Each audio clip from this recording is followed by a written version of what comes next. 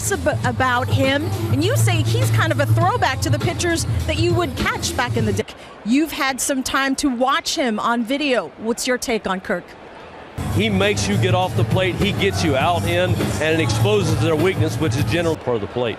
You weren't so shabby yourself back in the day. Pat Borders, the most valuable player of the next 30 years ago. And second of all, Buck, you can tell he is keeping up on the Blue Jays. I mean, he's watched for a long time. You know, his first year was 1982. He played in Medicine Hat out in Alberta. Give me a chance to catch. And boy, did that turn out to be a good move for the entire organization. Before you and I started working together in the mid-90s, I was doing the pre- and post-game shows on the radio. I walked into the clubhouse. He was a good one, boy. Yep. You know what he did? And he knew because he had been on the verge of being released. He played third base, first. With more players from the 1992 team over the course of the afternoon. Ooh, no. Alex got so much. There was a two-seamer or a four-seamer. The fastball has a lot of run on it, and you can see actually that's a four-seamer that just got away from.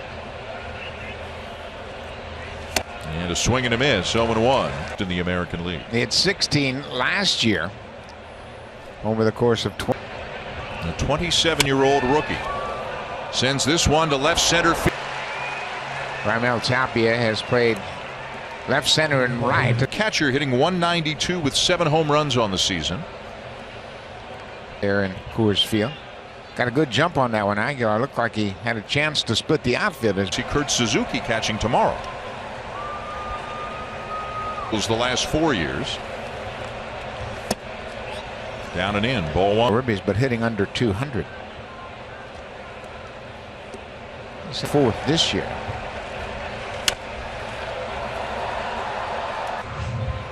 For Manoah, his 25th start of the season. His last time out was. And again, this is more than he has ever pitched. A slider popped up into the first 12, dominant a lot. The last 12 again, Bucky. And the number 9 hitter for the Angels hits one back to the mound. Manoah's got it. A very, very warm ovation from the crowd before the game. A well-deserved ovation.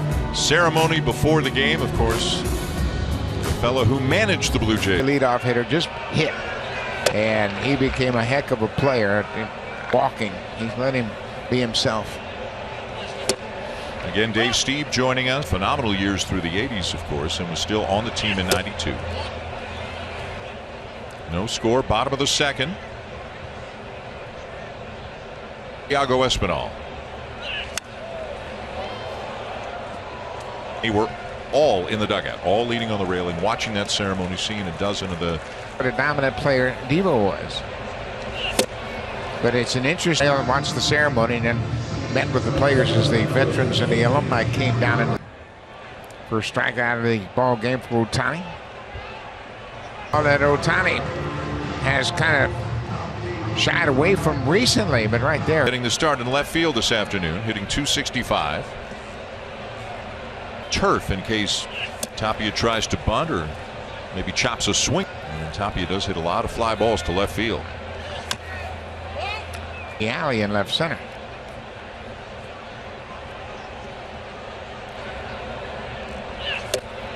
And that's just outside. 2 balls and a strike.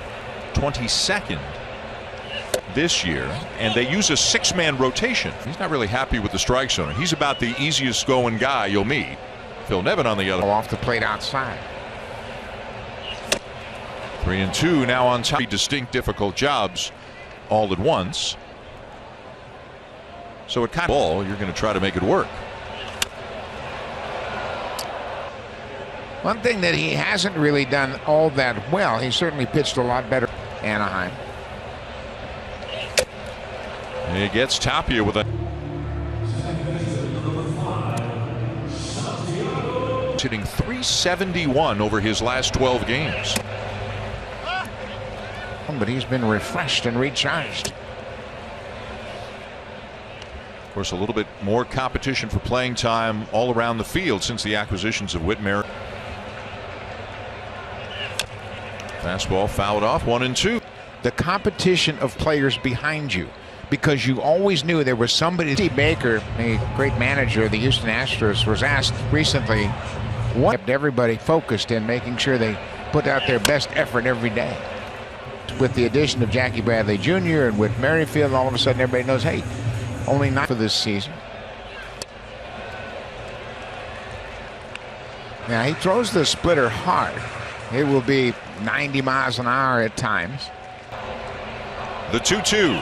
And he got him. Nasty stuff from Ohtani as he strikes in the booth when we come back.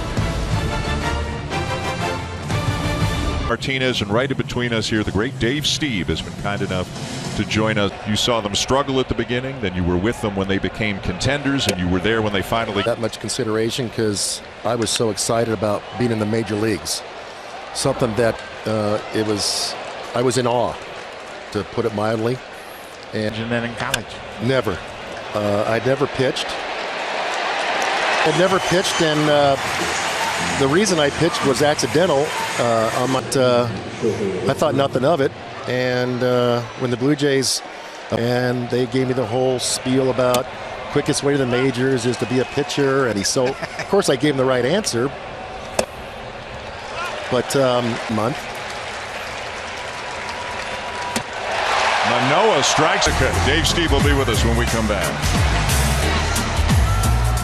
Perfect in their books. Of course, the title of your autobiography was Tomorrow I'll Be Perfect. Bounce? Yeah. What drove you at that point? And, you know, in this day. And I became a pitcher in a row, and I'm watching, so I said to myself, You're injured in May, but I think about the scene when Tim in a World Series championship. well, I sensed the end was near here. I've got to be seen. I've got to have some recollection of this besides. Dave, Buck has alluded to the fact that as much as you guys liked each other, that occasionally stories. Buck's crazy. Where Buck changed my mind for me, and it's not that I threw a bat, went with what he wanted to go with, but when the results weren't good, I didn't handle it when I threw my arms up, and I'm like, oh, what did I do now? Oh, well. I heard the hitters talk about you all the time and how good your slider was. Where did you develop that? And then, I can't remember who taught me it to this day. It's either, oh, God, the other guy's name. Widmar? No, it was in single A ball. Oh, yeah? Chuck, when I learned that pitch, I threw it just like the fastball, and it was incredible.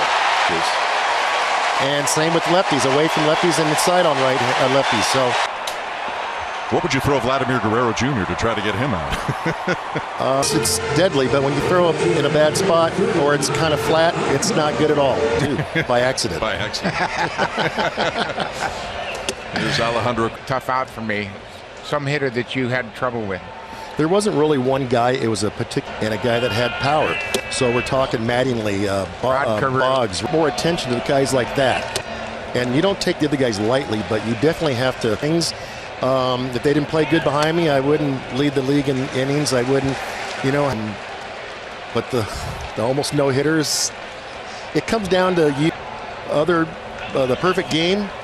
But like I said, it haunts me to this day because there's no do-overs. Now, and one thing that you had a pitch you called the dead fish, and you loved that pitch, and you would throw it off your fastball with. And I didn't have to tell you because you could react to it because they weren't going to hit it. It's a lot, but that was a pretty good pitch for me. I wish I would have used it more in some occasions.